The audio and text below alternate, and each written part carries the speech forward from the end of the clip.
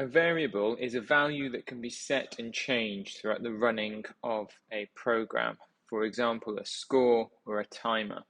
So I can create a score variable by clicking on Variables, the slightly darker orange blocks on the side. And then the moment you can see I've got one variable here called my variable. And I've got a few blocks here like set my variable to 0, change my variable by 1, show the variable, or hide the variable. What I want to do is to initialize a new variable. I'm going to click on make a variable. The name that you give your variable is really important. It needs to be an effective name so it's not confusing for the user. So my variable, I want to create a score, so I'm just going to call my variable score. So I'm going to type the name in and then click on OK. You should then see your extra variable here has been created, and it's got a blue tick next to it showing you that it is being displayed. If I untick that, it stops being displayed. If I want to tick it, and you can see at the moment that it's been set to a value of 0. It doesn't have any other value at the moment, just 0. Now at the beginning of my program, I want to set my score to 0. So I can go to the event. I'm actually going to program this onto the backdrop.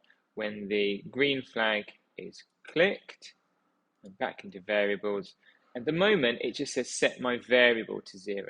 I can change that to set my score and drag that in. So then, whenever I press the green flag, it will set the score back to 0. What I want to do is I want to create a game where if you click on the sprite, then it's going to change the score by 1. So I can go onto my sprite, my cat sprite.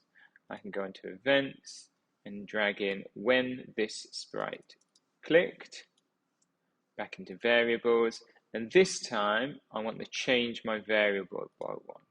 So I'm going to change that to score, so change my score by 1, drag that in. So now when I press the green flag, it will set to 0, and every time I click, you'll see it increases the score by 1. If I click the green flag, it will reset it back to 0.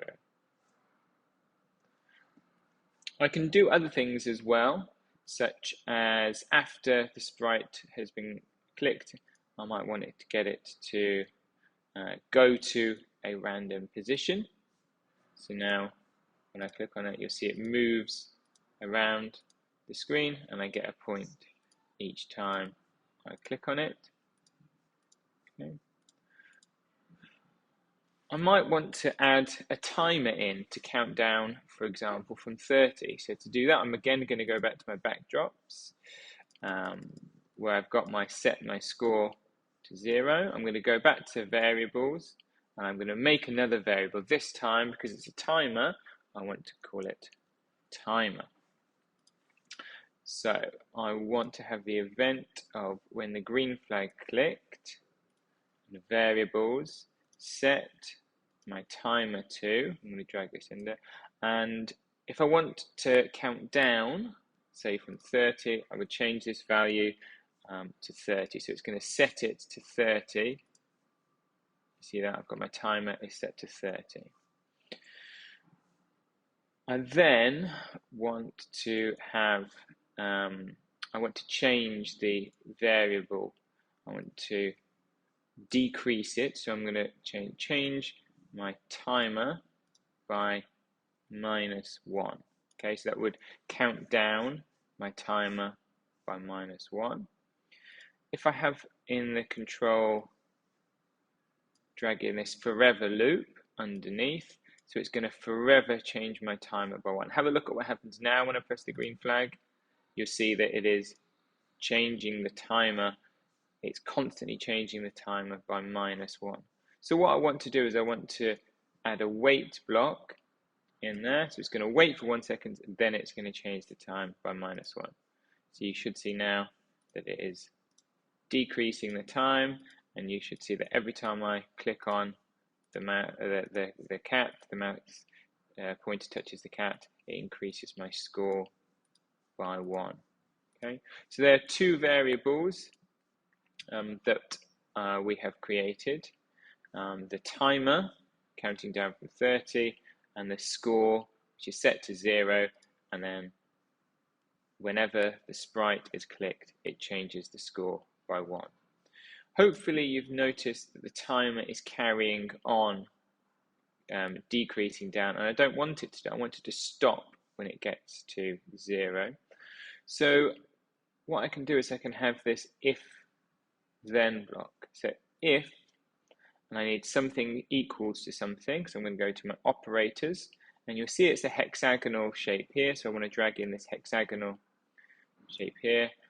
So this says if something is equal to, and I'm going to change this to 0, and I'm going to go back to my variables, and you'll see here we've got these kind of oval shape ones here for the score and for the timer. So if I wanted to change this to, if I wanted to make it so that if the timer equals 0, then do something, and what I want it to do is I want it to stop all. Okay, so I could drag this in underneath there. So it's what it's going to do, it's going to forever wait a second, change the timer by -1, and then if the timer is 0, it should stop all on there.